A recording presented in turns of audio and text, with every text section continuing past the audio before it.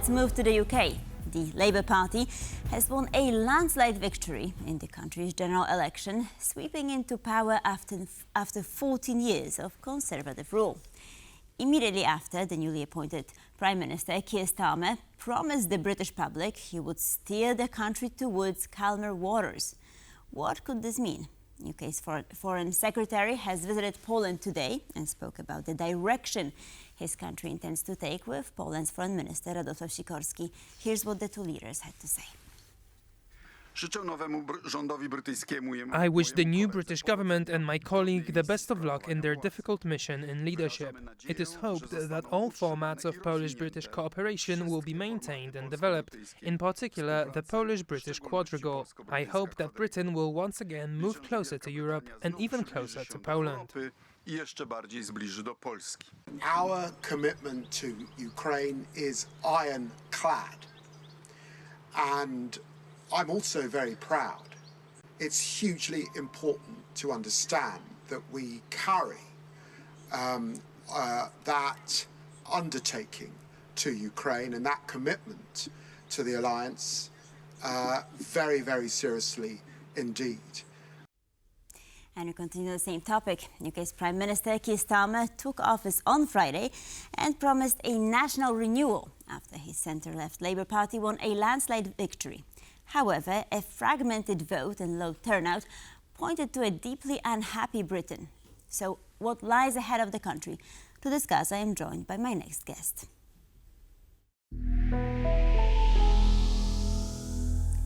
Paul Thomson, Vice Chairman, British Conservatives in Paris. Good evening, sir. Delighted to have you on.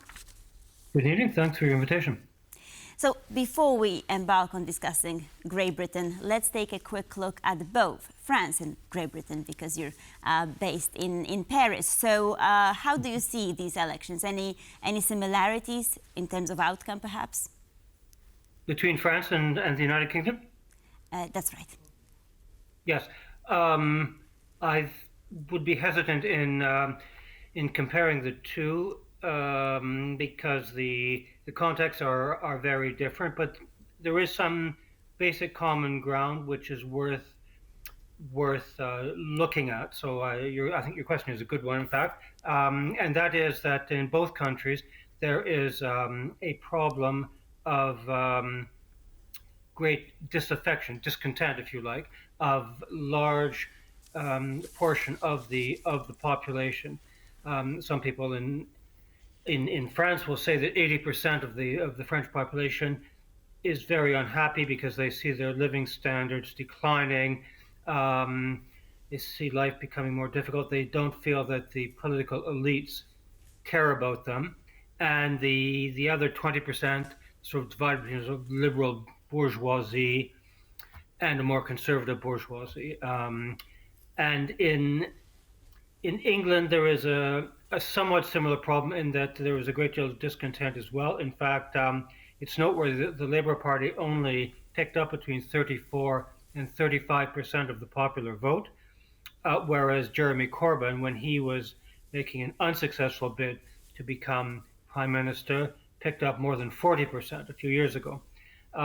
So as I participated in a debate on France 24, the French television network, on Thursday evening, and there were a couple of people from Oxford University who said that this was not a vote of adherence, of enthusiasm, of support for Labour, but in fact a vote expressing above all a rejection of the Conservative government and just a general expression of unhappiness. So that's and in France there is a similar general problem of economic stagnation. Many, probably majority of people feeling that they are being sort of left out to dry, as it were, by the political and economic elites, and that, of course, creates quite an explosive situation politically and socially. So you rightly pointed out that the Brits are unhappy. Now, Keir Starmer inherits a lot of problems from the Tories. Yes. How is he going to go about them? Well, he has made a clear statement of principle, and that is that the big priority for the initial phase of his being in power is to achieve much higher economic growth. Of course, all political leaders, or almost all political leaders, say they're in favor of economic growth. But the question is where you, how serious you are in actually going about to achieve it, and what trade-offs you're willing to make to actually achieve it. And his analysis seems to be, and it's a sensible one, that the finances of the state are quite strained at the moment, very strained, in fact. He knows that, and he does not want to raise taxation for businesses nor for sort of ordinary people. He hasn't excluded raising taxes on things like capital gains, which would affect wealthier people.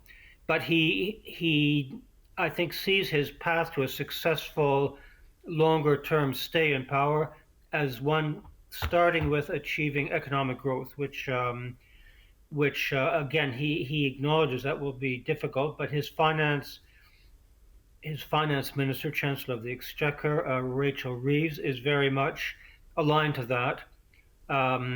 So that is, I think, going to be the key message going forward. The Labour Party, like other major parties, has different leanings within it. There's still a far left element in the Labour Party who will be more concerned about social justice and so on, and maybe increasing social benefits to people, which would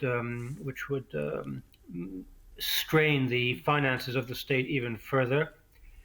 But my impression is that he is serious about this goal of achieving growth, and he knows that that will allow him to have more room, if he's successful, in increasing spending on social benefits, and that would please his working class base. So there's a whole, a well thought through strategy behind that, I think. Sir, so some analysts say that the root of all evil, something that opened the Pandora box of problems for the UK, was Brexit. Do you think that the Labour government will try to get closer to the EU?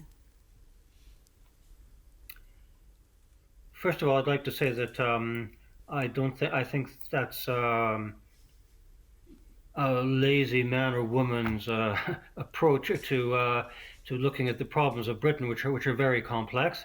And I personally do not think that Brexit is a central fact. The central facts or factors have been underinvestment in improving productivity. That has been a problem for over 20 years. Commercial trade deficit, it's not very good, and that's too severe. And there are a number of other structural factors. Brexit was an important thing, of course, but I don't think that is the key factor in the economic problems of Great Britain. As to the second part of your question, I think he will attempt to improve relations with Britain, but with Europe, sorry, but he has made it clear that he is not interested in achieving membership again in the European Union for Britain, nor even rejoining a customs union or a common market. And the European Union, I suspect, on the one hand, will welcome closer ties with the UK, but on the other hand, will resist what they've always referred to as cherry picking. In other words, just allowing Britain to participate in this or that attractive EU program and just ignoring all of the burdens that exist everywhere else. So yes, I think there will be some movement. I don't think it will be very substantial, at least not in the first 5 years. If he's re-elected, then in his second term, it might change. But in the first 5 years, I don't think there'll be any significant institutional changes. I think that because of the situation in Ukraine, the overall relationship between Britain and Europe is correctly perceived as being hugely important and beneficial for both sides. In other words, both sides have a strong interest in improving the tone, the quality of that relationship. That was very much the case under the Conservatives, even though some people on the continent resented the Conservatives having pushed for Brexit. But I think that that the close ties will, on the defense front and in terms of international relations, will continue and maybe even become even stronger than they already have done since February 2022. Sir, so David Lammy, immediately after taking office, embarked on a trip to Poland, Germany and Sweden. Why these countries? I don't have any inside tip from David Lammy as to why he chose those countries, but I can speculate as to the reasons. And I think that they tie in with what I was just saying at the end of my last comments. Britain took a leading role. It's no exaggeration to say that Britain took a leading role under the Conservative government, under Boris Johnson.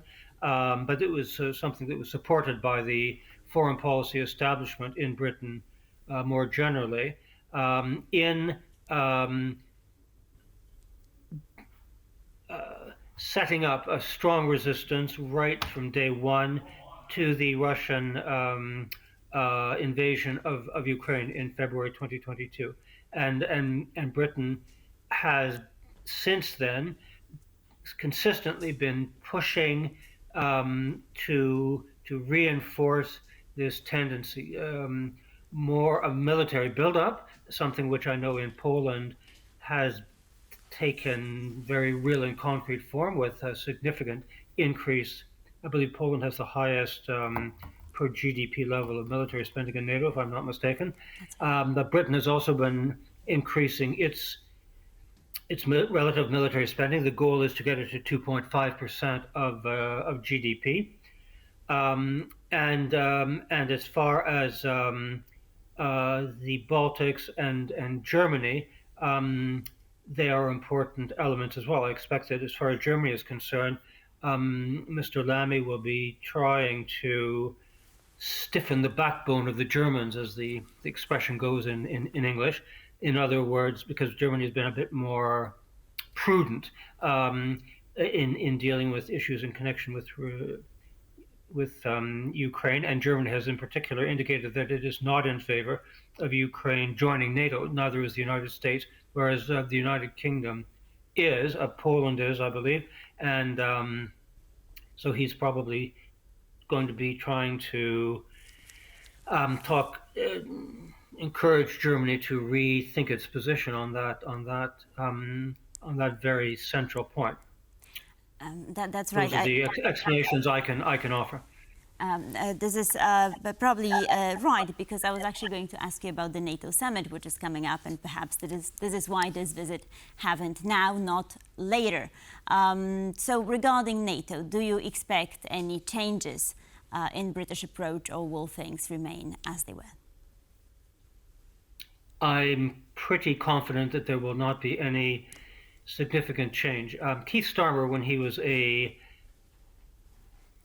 young man, was a Trotskyist, I believe, very left wing, but lots of people in their teens, in their early 20s, go that way, and many of them leave and move sharply back to the center as they gain more experience in life and become more aware of how the world functions. And that, I think, can be said of him. In the past, he has supported, there was a time during which the Labour Party had a sort of anti-NATO orientation in the 1980s, but also under Jeremy Corbyn. And Keir Starmer, who was a prudent man, did not stand up and say this is all wrong, Labour must change its position. No, he sort of kept quiet and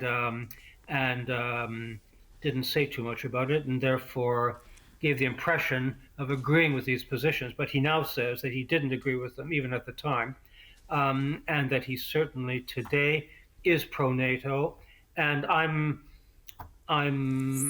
my guess is that he's being sincere in saying that. I think that in Britain there is quite a strong consensus